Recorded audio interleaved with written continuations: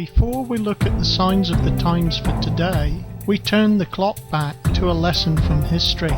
A lesson that illustrates the absolute need to recognize the signs communicated to us by God and to take appropriate action upon God's instructions. During Jesus' earthly ministry, his disciples showed him the impressive stones of Herod's temple in Jerusalem. But Jesus had some astonishing things to say about the future of that temple. In Matthew 24 verses 1 to 2 we read, "And Jesus went out and departed from the temple, and his disciples came to him for to show him the buildings of the temple. And Jesus said unto them, See ye not all these things? Verily I say unto you, there shall not be left here one stone upon another that shall not be thrown down." After this, Jesus took his disciples to the Mount of Olives.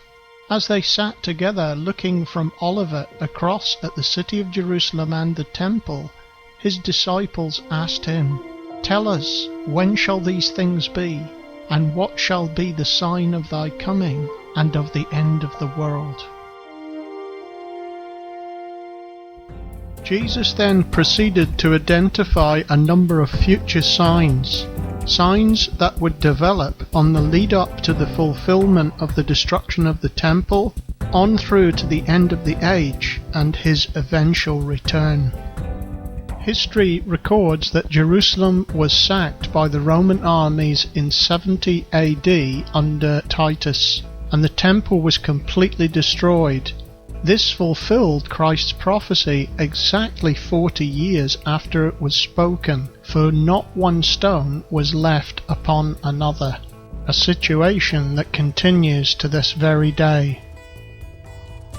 The Arch of Titus in Rome commemorates the victory of Titus over the Jews in Jerusalem in 70 AD.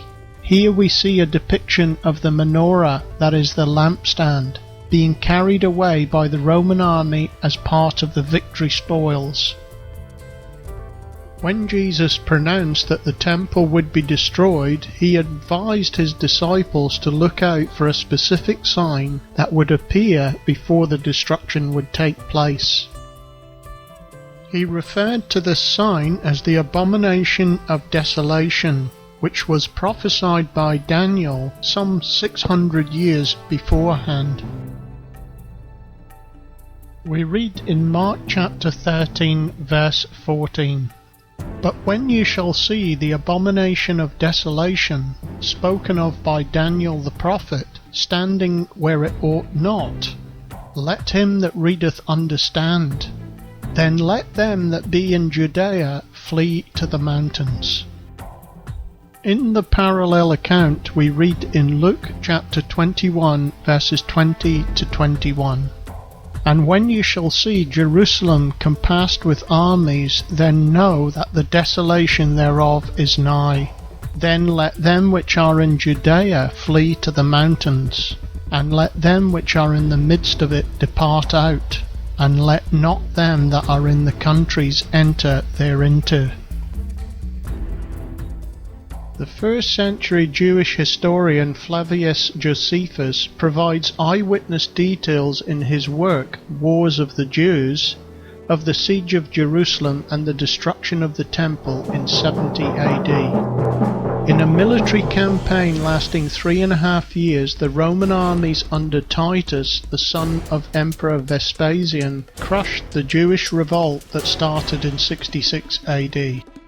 The Roman legions waged a campaign of absolute slaughter on their way through from Syria via Galilee to Jerusalem.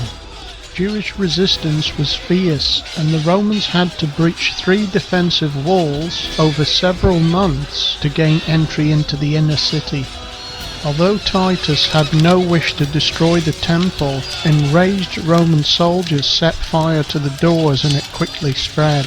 After the Jewish zealots were defeated, Roman soldiers prized the stones away in search of gold that had melted due to the fire. The result was that every stone was cast down, exactly as Jesus had prophesied 40 years previously.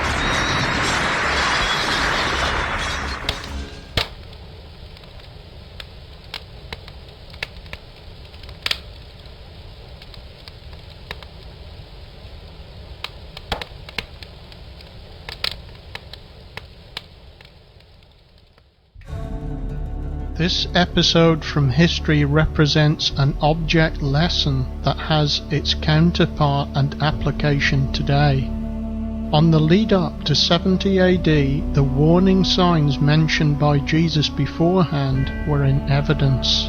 He warned those in Jerusalem to leave the city when they would see the armies surrounding the city. Records show that the many Christians who left promptly escaped to the hill country and escaped slaughter. There were many false prophets in Jerusalem encouraging the people to stay and fight, that God would protect them and they would not be defeated. Yet these were all either slaughtered or taken to captivity as slaves. Jesus said, "Heaven and earth shall pass away, but my words shall not pass away."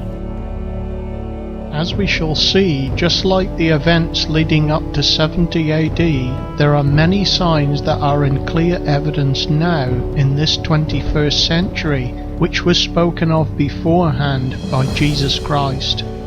The record of what happened in 70 AD should serve to remind us of the truth and accuracy of what Jesus foretold, and the consequences of failing to take notice of the warning signs we see today.